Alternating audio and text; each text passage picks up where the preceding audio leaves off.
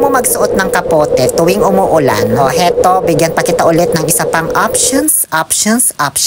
Alam kong may tinatagong baho ang mga bag na yan. Kung sa bagay, hindi ka pa nakakaamoy ng bag. OMG, pababoy na ako ng pababoy. Naging si Teddy ng Four Sisters and a Wedding.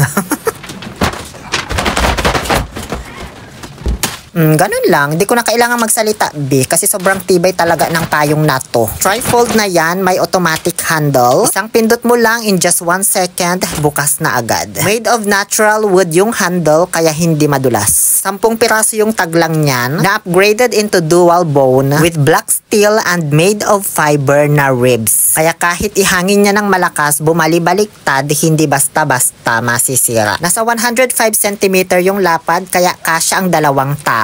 Made of high density materials yung kanyang fabric cover. Kaya waterproof at mayroong lotus leaf effect kapag nababasa. Kaya kapag shake mo lang yan, matutuyo na agad. Pwede mo nang ilagay sa loob ng bag. At hindi na ipapaiwan sa'yo sa labas ng mall para makapasok.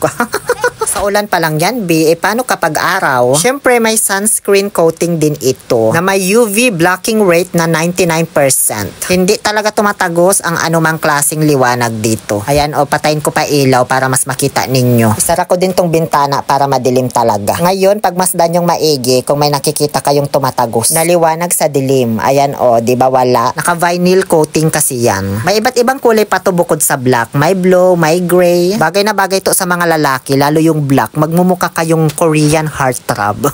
Pwede to sa lahat ng klase ng tao. Wala nga lang tong kasamang Rolls Royce ha kapag binili mo.